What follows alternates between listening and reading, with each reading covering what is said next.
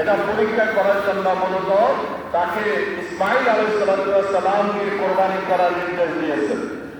উদ্দেশ্য হল তার তাকওয়া, তার অন্তর, সে কতটুকু আল্লাহকে মানে। ঠিক তেমনি আল্লাহ রাব্বুল আলামিন সেই ইসমাইল আলাইহিস সালামের পরিবর্তে আমাদেরকে কোরবানির পশু, গরু, ছাগল, ওট, দুম্বা, ভেড়া এগুলি কোরবানি করার জন্য নির্দেশ দিয়েছেন। শুধু গোশত খাওয়া উদ্দেশ্য নয়, আসল উদ্দেশ্য হল তাকওয়া।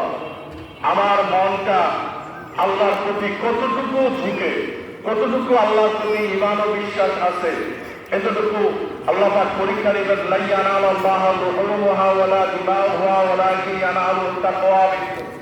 আল্লাহ রাব্বুল আলামিন বলেছেন কোরআনের মধ্যে, আমি তোমাদের এই কোরবানির গোশত নেব না, এই কোরবানির রক্ত আমি নেব না। আমি চাবো যে তোমরা একমাত্র আমি আল্লাহকে রাজি খুশি করার জন্য কোরবানি দিচ্ছ কিনা।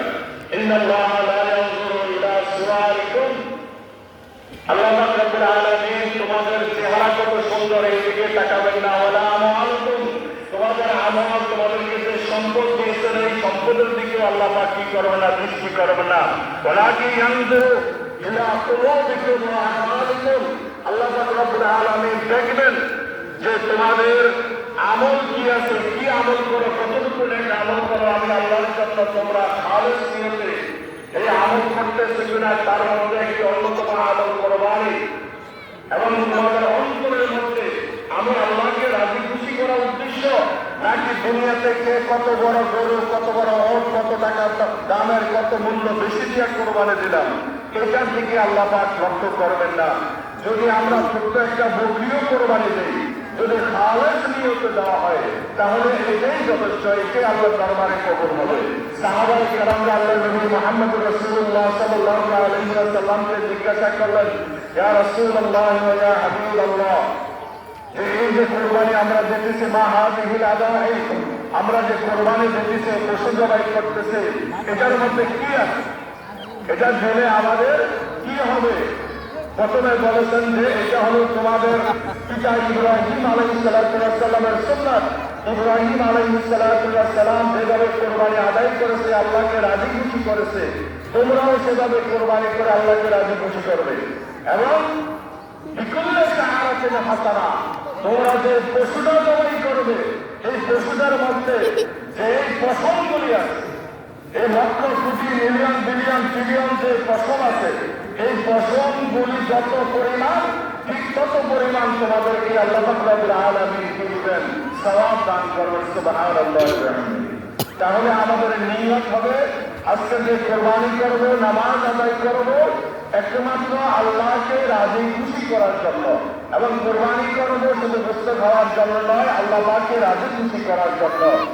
ইব্রাহিম আলাইহিস সালাম শব্দ যখন দেখলেন যে এই আওয়াজের মারান আমি আযবাহুকা, যে হে আমার আদরের সন্তান ইসমাইল, আমি স্বপ্নে দেখেছি আমি তোমাকে কোরবানি করতেছি। ইসমাইল আলাইহিস সালাম সাথে সাথে বললেন যে আপনি কি করেন, ইফআল মা তু'মার, আল্লাহ পাক যেভাবে আদেশ করেছেন আপনি সেটা পালন করেন, আদেশ করেছেন পালন করেন। সাথে সাথে লাব্বাইক, আল্লাহর আদেশ ইব্রাহিম আলাইহিস সালাম এবং ইসমাইল আলাইহিস সালাম যেভাবে পালন করেছেন, একমাত্র উদ্দেশ্য হল আল্লাহ পাককে রাজি খুশি করা।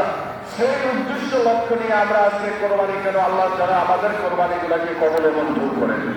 আর আজকে যে 2 রাকাত নামাজ আমরা কিছুক্ষণ পরে আদায় করবো, এই নামাজটা এটা ওয়াজিব নামাজ, প্রত্যেক আকেল বালেগ এটা কি করতে হবে, নারী পুরুষ সবাই আদায় করবে। নারীদের যারা সক্ষম তারা আদায় করবে, ঈদগাহে আসবে। যারা অক্ষম, সমস্যা থাকতে পারে, তাদের আসার দরকার নেই।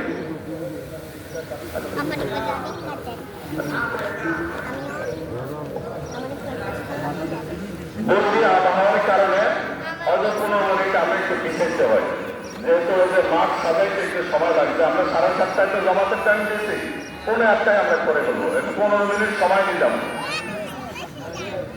15 মিনিট আমরা একটু বাড়াই নেই, কোনো সমস্যা নাই তো ইনশাল্লাহ।